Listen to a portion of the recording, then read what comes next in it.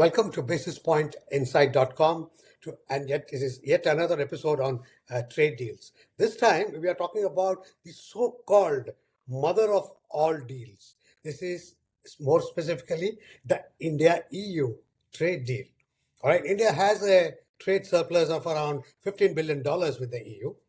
There's a lot of expectations on both sides. Let us try and understand whether the excitement is palpable. Of course, there's no denying that. But is that excitement really going to translate into reality? What do you say, Chandra? We have Chandrashekhar, with whom we had just earlier an episode on the India-US trade deal framework. Today we have a deal in place with the EU. What do you say, Chandra?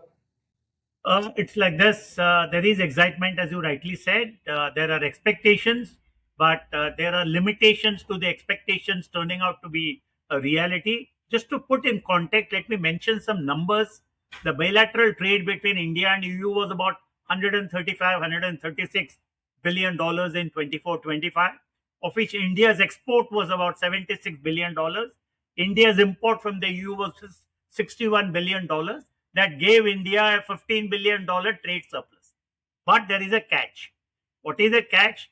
India's $76 billion export was substantially your refined petroleum product export to Europe, and the raw material came from Russia at $10, $12, $15 cheaper. It was refined in India, re-exported to Europe. And this is how Europe could bypass America's sanctions on Russia.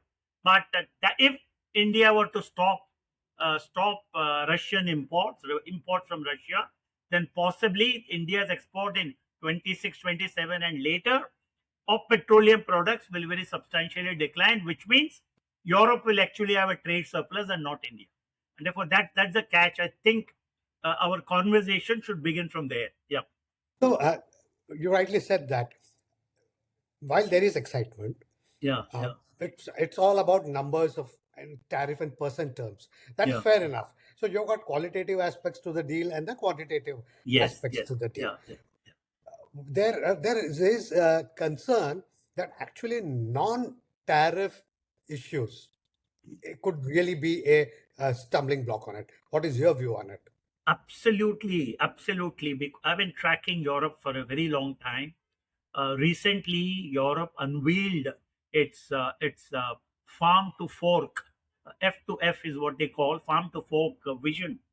By 2030, they want to make food quality standards, hygiene standards, food safety extraordinarily stringent.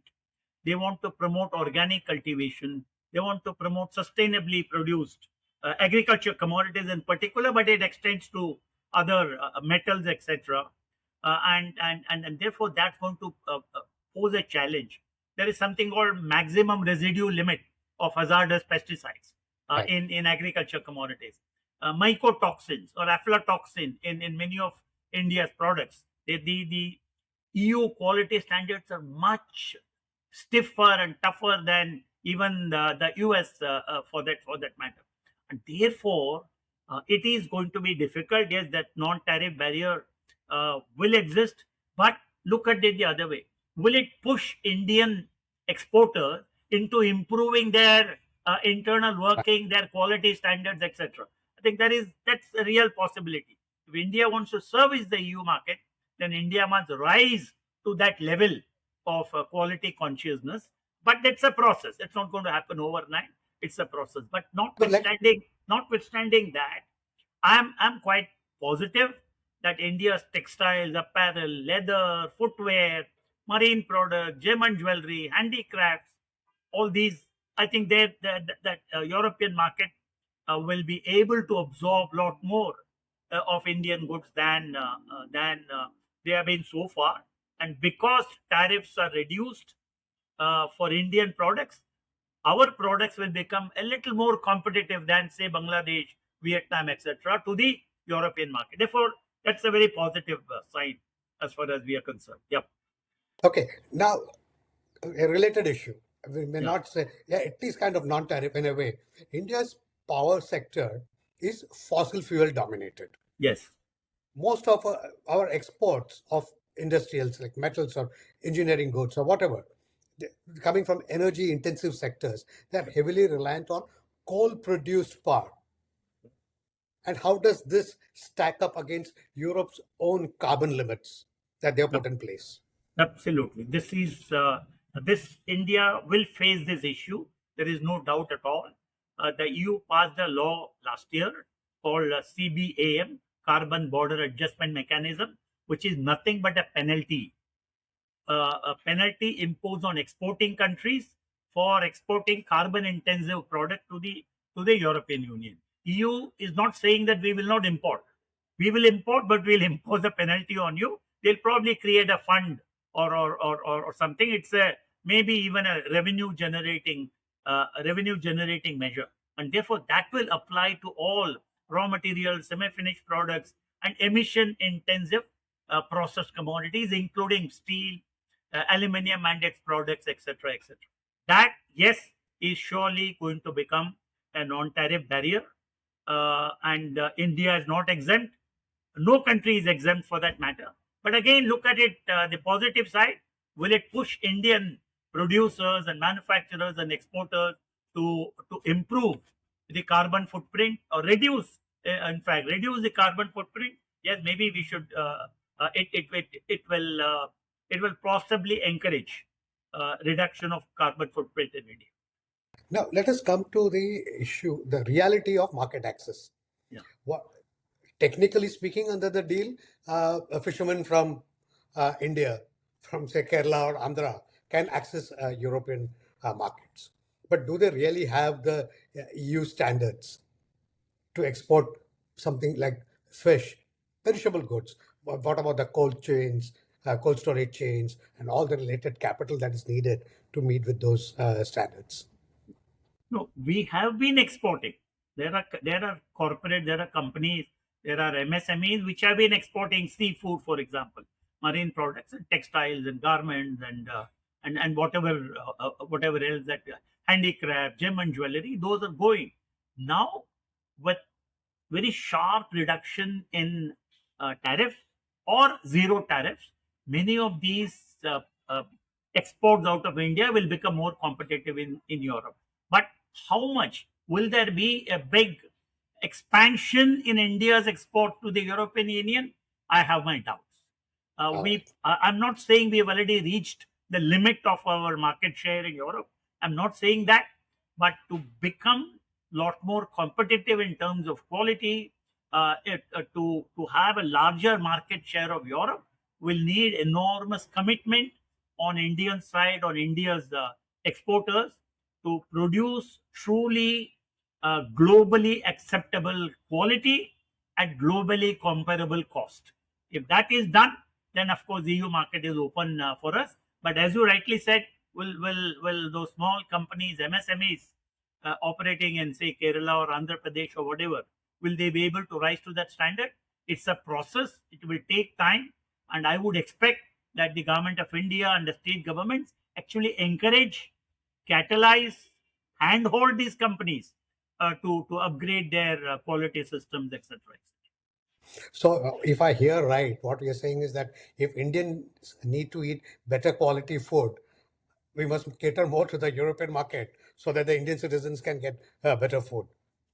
Well, that aside, Yeah, there is this whole concern that yeah, olive oil imports yeah, can become cheaper. yeah. All right. Is there any chance that our food habits will change and olive oil will replace groundnut and mustard? Not completely, but take away a significant portion of that demand. Or is it that olive oil will be consumed only by the affluent? Absolutely. Olive oil will be consumed only by the affluent. Number one. All right. Number two, India food habits. The pellet takes a long time to change. Food habits evolve over time, but it will not happen overnight. Or acceptance of olive oil in India will be probably at a very high premium level. Probably 10, 15 million families out of the 280 million families. 5% possibly may accept olive oil, but therefore we are not going to be flooded in this country with olive oil from Europe. And in any case, olive oil is a good oil, a healthy oil. But we will continue to import palm oil and soybean oil and sunflower oil, etc. Olive oil will also come into India. There is no doubt at all. But we don't have to. It's not a threat to India's oilseed economy or India's import of other oils like palm, soya, and sun. Yeah. See, the other issue is about the EU food safety standards, Yes. right? India's own FDA is understaffed. Yes. Correct. It doesn't have enough inspectors. So how do you think Indian companies will be able to be compliant with these standards in export? This is my biggest worry. For example, border control in Europe is extraordinarily strict, whereas border control in India, all said and done, is weak. Okay, let me put it bluntly, and in some way it could even be compromised, and then therefore, what can potentially happen is an exporter from India may hold a certificate that his product is of top quality, but at the EU border it will be stopped, and then the cargo will be rejected. That's for me a much bigger worry. And therefore, it is important for the Indian government and the state governments to ensure that our products are compliant with Europe. Number one. Number two, ask the European buyer to come to India, check the quality in India, let him appoint his laboratory, his surveyor, take samples, and satisfy himself that this is of the right quality which is permissible into the EU. That's another way of doing business, and therefore India can promote its export and overcome that barrier of quality. Yeah. That would be much like what the Indian pharma sector does when it is exporting to the US. The US Correct. FDA has Correct. periodic checks on the Correct. compliance standards of Indian Yeah. Yeah. companies. Yeah. Yeah. That's true. What about Correct. self-compliance certificates? Will that work? That is what is the worry. If self-compliance, self-certification Leads to okay. is good. I always believe people should become responsible. People should become ethically. They need to do business, but Right. self-certification often can fail, that's a big worry. And therefore, self-certification in agribusiness in particular does not work. There are internationally reputed laboratories that come, take samples, test, and modern laboratories and certify. This is one. But I have a small.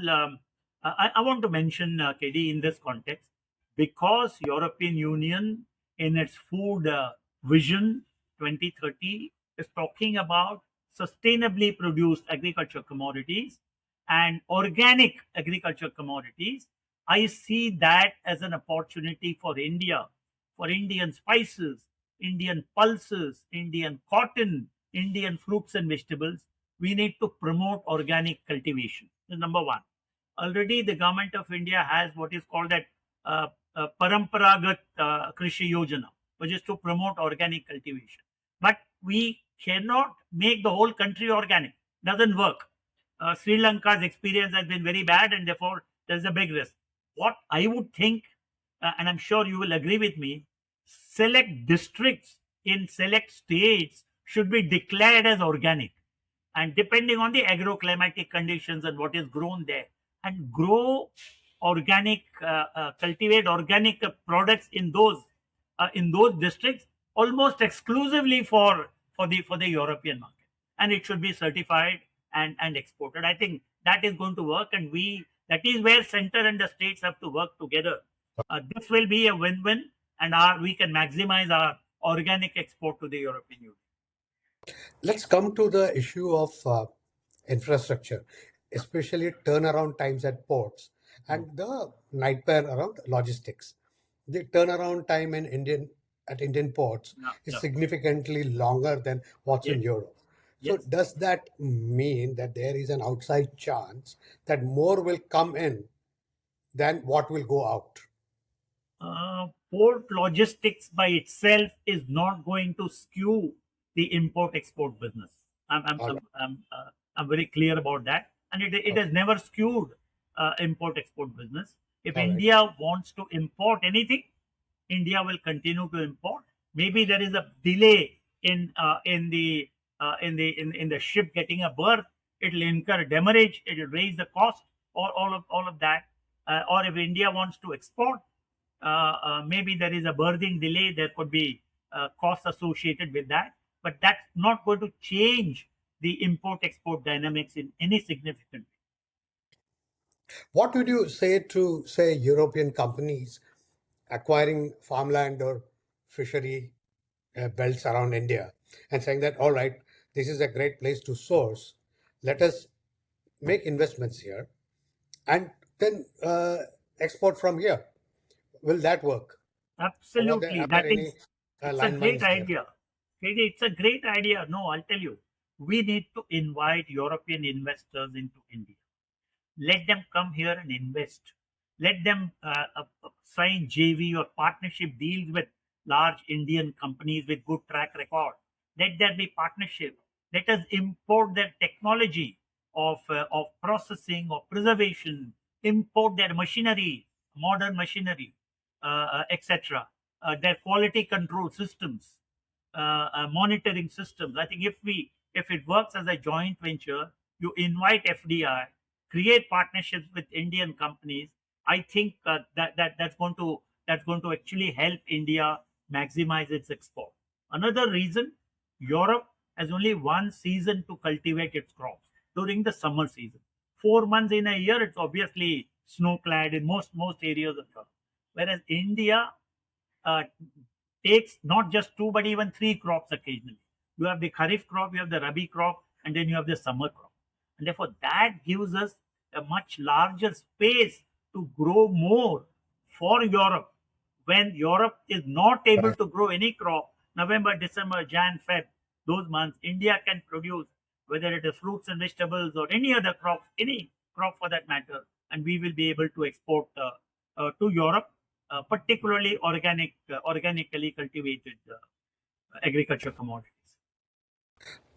Chandra, we are running out of time, but I will Yeah. ask one question, which is something which I found significant about this deal, that there is a greater chance that premium products will, with great brand names associated, coming into India, serving the growing middle class and the affluent Indians. And it may not actually lead to modernization of farming in India and actually the farmers technically not benefiting out of this deal. Will that be a possibility? Yes, that is a possibility indeed. There is no doubt at all.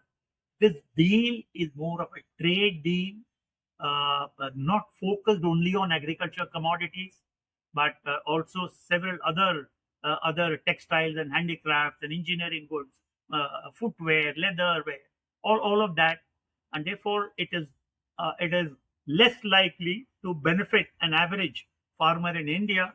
But insofar as agriculture commodities are concerned, yes, if farmer producer companies can actually benefit by accessing the European market, provided they meet that top class quality standard. On the other hand, what will Europe export to India will be wine, spirit, cosmetics, whatever, all those big branded players, as you know.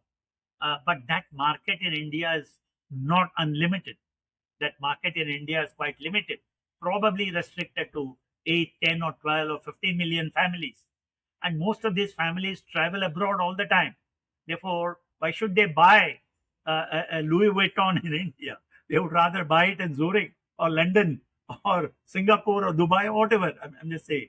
So and therefore, while there is an opportunity for India, there's no doubt. We need to play our cards well.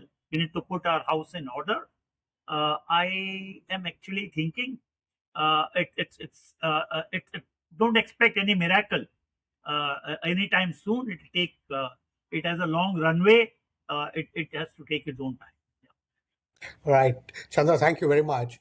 So, in essence, what we are saying is that this is a deal with a lot of possibilities. Yes. But before, I mean, for harnessing those possibilities, what the country needs to do is to get its house in order, get the laws in place, bring land ownership reforms, and ensure that regulatory arbitrage does not kill entrepreneurship.